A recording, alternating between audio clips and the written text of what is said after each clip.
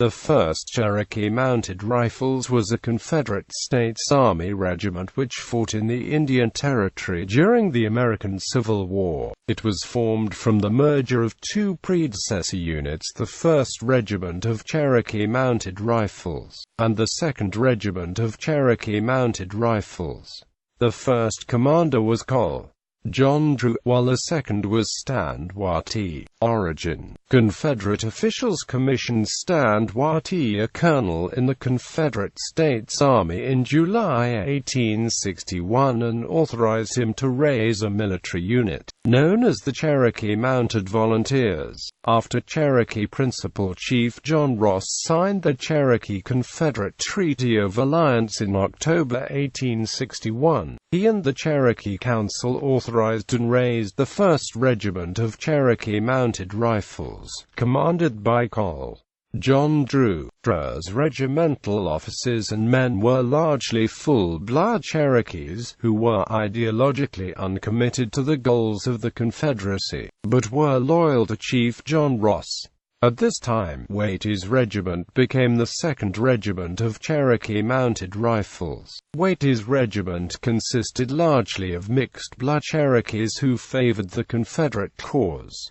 Dissension among the troops. Drew's regiment became part of Col. Cooper's command and was ordered to help stop the flight of Union-supporting Creeks, led by the Principal Chief Opothleyahona, who were attempting to flee to Kansas. Although the unit participated in the Battle of Round Mountain, the Battle of Chastotolasa, and the Battle of Chassanala, they made known the dislike for fighting the Creeks, who had done the Cherokees no harm. They had expected to be fighting the invading Yankees. Instead, reorganization of the regiment. A portion of Drew's regiment deserted in late 1861.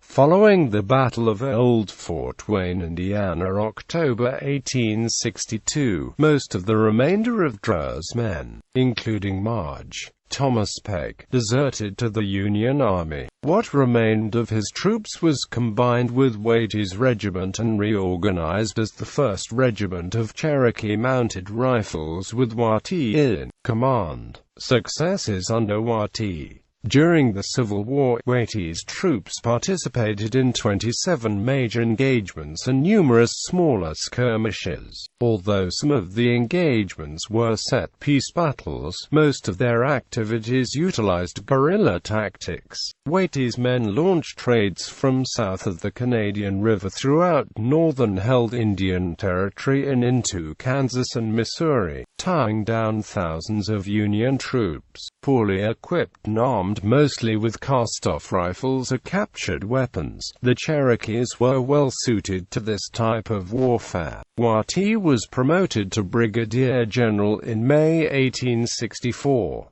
Watie's most spectacular victories included the capture of a Federal steamboat, the J.R. Williams, in June 1864, and the capture of a Union wagon train at the Second Battle of Cabin Creek in September 1864.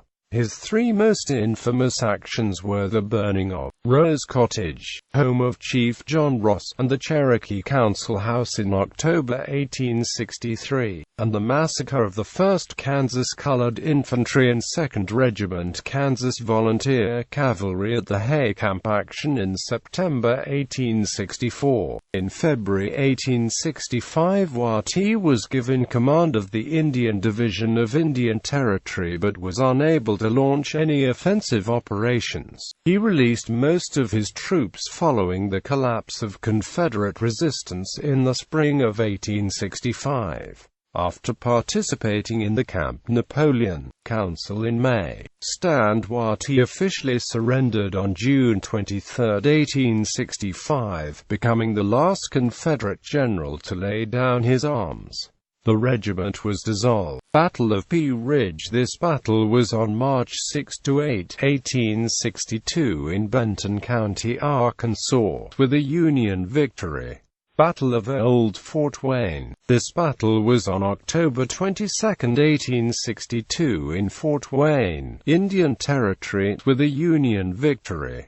Battle of Cabin Creek. This battle was on July 1–2, 1863 in Mayes County, Oklahoma, with a Union victory.